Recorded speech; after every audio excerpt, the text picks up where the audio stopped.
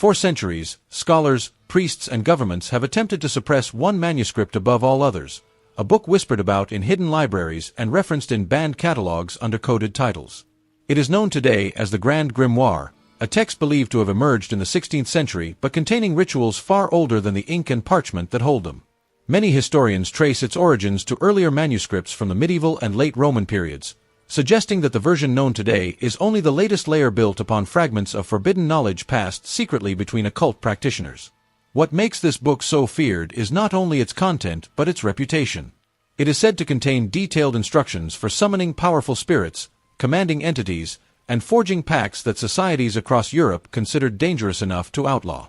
The Roman Catholic Church classified it under its Index of Prohibited Books, describing it as a manual of evocation that should never be placed in the hands of the public. Those who have studied the surviving fragments of the Grand Grimoire note that the structure of the text resembles other grimoires of the Renaissance, yet carries a level of specificity that sets it apart. It does not speak in vague symbolism or poetic metaphors. Instead, it offers clear sequences, ceremonial steps, and ritual diagrams written as if the author expected the reader to follow them precisely. Researchers point to the section known as the Sanctum Regnum, which outlines a ritual of negotiation with a powerful entity referred to as Lucifuge Roficale. This name appears in no earlier religious writings, suggesting that the author created a unique identity or recorded an obscure tradition unknown to mainstream theology. The instructions within this section include the creation of ritual circles, the preparation of specific tools, and the recitation of long invocations written in archaic French and Latin. Scholars agree that these details reflect a deep understanding of ceremonial magic from that era, whether symbolic or literal. The book's reputation grew during the 18th and 19th centuries when copies began circulating among collectors of rare and forbidden texts. Many of these versions appeared in Paris and Rome, copied by hand or printed in limited numbers for secret societies interested in occult knowledge. Some historians believe that the French occultist Eliphas Levi may have referenced parts of the manuscript in his writings on ritual magic, although he never named it directly. Others claim that the book influenced later grimoires such as the Red Dragon, a text that shares nearly identical passages with the Grand Grimoire and may in fact be an alternate edition of the same manuscript. These overlapping versions have created debate among scholars, who argue whether the surviving texts represent the original or only distorted copies made by different authors trying to preserve fragments of a larger tradition. Another layer of mystery surrounding the Grand Grimoire comes from the belief that an authentic original is stored in the Vatican's secret archives, a place known for preserving documents considered too controversial for public display. While the Vatican has never confirmed this, references from 19th-century French collectors insist that the Church confiscated a copy due to its dangerous content. These claims intensified the book's reputation, fueling theories that the manuscript contained instructions so detailed that religious authorities feared misuse. Modern historians remain cautious about these stories, noting that no verified record confirms the book's presence inside the Vatican. Still, for many researchers, the secrecy surrounding the archives only deepens the intrigue. What makes the Grand Grimoire especially significant is how closely it reflects the fears and beliefs of the era in which it was written. During the 16th century, Europe was consumed by anxiety over witchcraft, demonic influence, and the boundaries of religious power.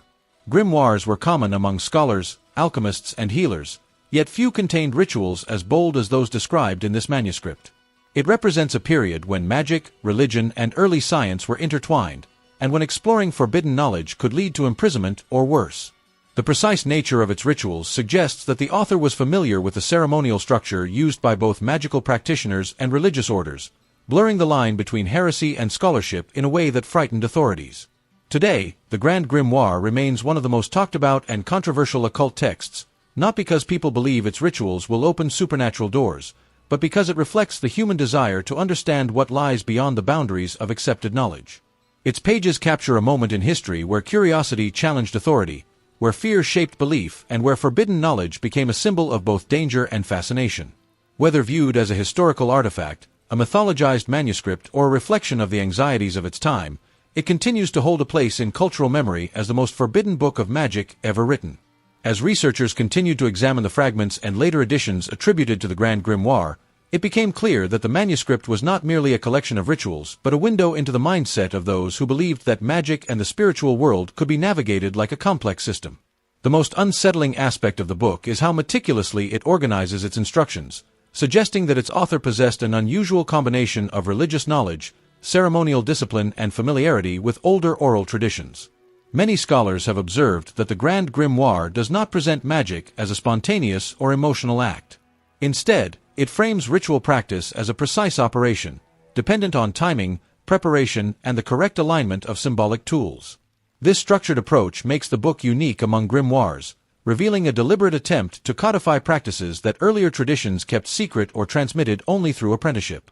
The section most frequently discussed by historians is the part detailing the summoning of Lucifuge Roficale, a figure described as the Prime Minister of Hell. Unlike more established demonological texts that reference entities from Christian scripture, Jewish folklore, or Mesopotamian mythology, the identity of Lucifuge appears almost entirely within this manuscript and a few related texts. This has led some scholars to propose that the author invented the name to represent a symbolic concept rather than a literal being. Others argue that the figure may derive from medieval interpretations of Lucifer combined with obscure French or Italian folkloric roots. Regardless of its origin, the ritual described to contact this entity is written with a sense of gravity and caution, emphasizing the danger of proceeding without complete adherence to the ceremonial steps. According to the manuscript, the ritual requires the practitioner to prepare a circle using specific symbols drawn with materials that were expensive and difficult to obtain in the 16th century. This alone suggests that the ritual was intended only for a limited, well-resourced audience. The practitioner was instructed to fast for several days, perform purification rites, and avoid all interactions that might contaminate their emotional state. These requirements mirror the purification practices used by monastic orders, further blurring the boundary between religious ritual and occult ceremony.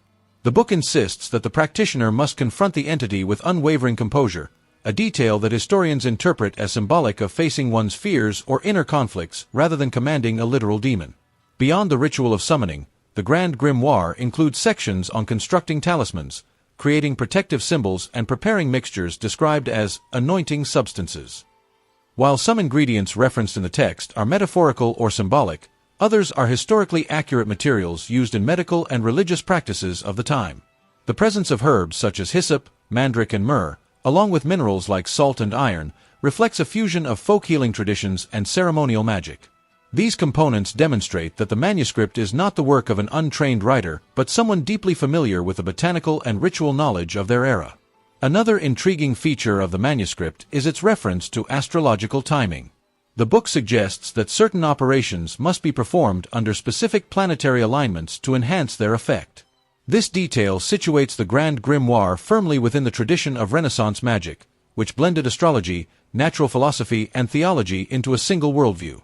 Some modern historians point out that these astrological references may have been included to provide legitimacy to the rituals, aligning them with respected scholarly practices of the 16th century rather than presenting them as purely magical or superstitious acts.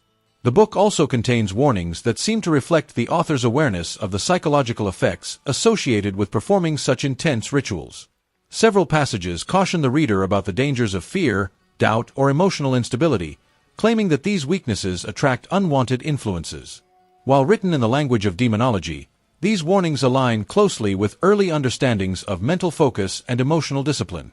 They suggest that the real risk of performing these rituals may have been the psychological strain caused by isolation, sensory deprivation, and the weight of confronting one's inner fears in a ceremonial environment.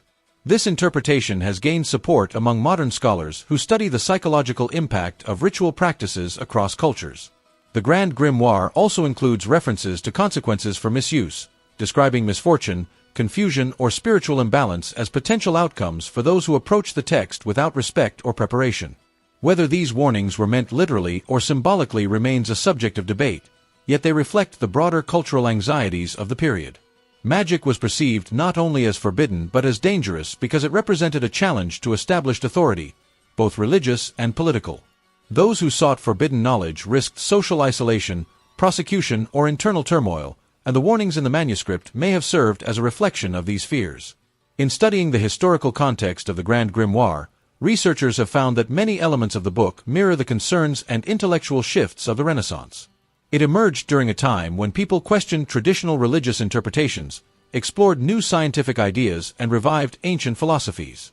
The book captures the tension between curiosity and fear, between the desire to understand the universe and the fear of crossing boundaries considered sacred. It stands not merely as a manual of forbidden rituals, but as a reflection of the evolving human relationship with knowledge, power, and the unknown. Despite centuries of censorship, disappearance, and speculation, the Grand Grimoire remains one of the most enigmatic artifacts in the history of magical literature. Its survival through fragmented copies, hidden archives, and whispered references demonstrates how deeply it captured the imagination of those who feared it and those who sought it. The manuscript persists as a reminder that forbidden knowledge has always fascinated humanity, not because it promises power, but because it challenges the limits of what society allows us to explore. As modern researchers, historians, and occult scholars delve deeper into the legacy of the Grand Grimoire, a new understanding has begun to emerge, one that views the manuscript not only as a relic of forbidden magic but as a cultural mirror reflecting centuries of human fear, curiosity, and the search for hidden knowledge. The book's most disturbing reputation comes from the belief that it promises direct contact with supernatural forces, but when examined closely, its pages also reveal a sophisticated psychological structure. The rituals outlined in the manuscript require intense focus, isolation, sensory control, and emotional discipline. These features have led many scholars to reconsider whether the book's purpose was to summon literal entities or whether it was designed to push the practitioner into altered states of consciousness, where symbolic experiences could be interpreted as supernatural encounters. This perspective is supported by the fact that many instructions within the Grand Grimoire resemble spiritual exercises practiced by religious ascetics of the same period. Extended fasting, confession-like purification, prolonged silence, meditative repetition, and strict ritual postures appear throughout the text. Such techniques were known to induce vivid mental experiences, particularly in individuals already immersed in a culture where spiritual symbolism shaped everyday beliefs. In this context, the book's insistence on precision and discipline makes sense not as a guarantee of supernatural success, but as a method of controlling the practitioner's psychological state. Failure to follow instructions could lead to fear or confusion, which the manuscript describes as dangerous influences, though modern scholars interpret these dangers as emotional or mental instability resulting from intense ritual conditions. Part of the manuscript's enduring mystery lies in its authorship, which remains unknown despite centuries of speculation.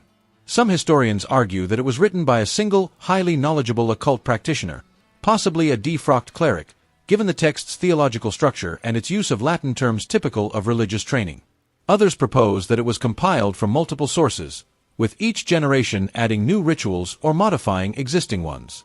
This theory is supported by the appearance of passages that resemble earlier grimoires such as the Key of Solomon, mixed with sections that contain unique formulations unseen in other magical texts. These inconsistencies suggest that the Grand Grimoire may have been a living manuscript, copied and revised over time by individuals who carried fragments of forbidden traditions. One of the most intriguing aspects of the text is its emphasis on negotiation rather than domination. Many grimoires of the same era describe rituals designed to compel spirits through threats or sacred authority. The Grand Grimoire, however, focuses on forming a pact, which scholars interpret as symbolic of internal psychological conflict. In Renaissance Europe, where religious doctrine strictly separated the divine from the demonic, the idea of negotiating with a forbidden entity reflected a deeper cultural anxiety about confronting one's own fears and ambitions. The figure of Lucifuge Rofacail, central to the manuscript, may represent not an external being but a personification of the practitioner's shadow self, the desires, doubts, and ambitions that society demanded be suppressed. By forcing the practitioner to confront this symbolic figure directly, the ritual could be understood as an attempt to merge conscious intention with the darker, unacknowledged aspects of the human psyche. Another important detail often overlooked is the book's systematic division between preparatory rites and operative rites. Preparatory rites involve purification, isolation, and emotional control, while operative rites involve the actual ceremonial actions. This division is similar to training manuals used by monastic orders and philosophical schools of the period. Such structure indicates that the author was familiar with the idea that powerful experiences require gradual preparation, both mentally and physically. The rigorous discipline outlined in the manuscript also mirrors the educational traditions of alchemy and early natural philosophy, where mastery required years of study and careful experimentation. These parallels reinforce the theory that the Grand Grimoire was intended for serious practitioners who viewed magic as a legitimate intellectual pursuit rather than as superstition or entertainment. Another fascinating element is the manuscript's connection to the book trade of the 18th and 19th centuries. Many of the printed editions that survive today originated during a period when Europe experienced a surge of interest in occultism, secret societies, and ceremonial magic. These editions were often printed cheaply and sold discreetly among collectors, which raises questions about how much of the original content was preserved and how much was modified to appeal to the era's fascination with the supernatural. Booksellers sometimes exaggerated the danger or rarity of texts to increase their value, and it is possible that certain details about the Grand Grimoire's power were amplified during this period, contributing to the mythology surrounding it. Despite the speculation and mystery, what cannot be denied is that the book holds an important place in the history of magical literature. It represents the intersection of fear and fascination, where forbidden knowledge becomes a symbol of intellectual rebellion against established authority. Its rituals, whether interpreted literally or symbolically, offer insight into how past societies understood the boundaries between the physical world and the spiritual one. The Grand Grimoire endures not because its promises are believed, but because its existence reflects a timeless human impulse, the desire to explore the unseen, the dangerous, and the unknown. For modern readers, the manuscript serves as a reminder that every era has its forbidden texts, books that challenge the limits of acceptable knowledge and force societies to confront questions they would rather avoid. The Grand Grimoire stands among the most powerful examples of this phenomenon, a manuscript that survived attempts at suppression and continues to inspire curiosity despite the fear that surrounds it.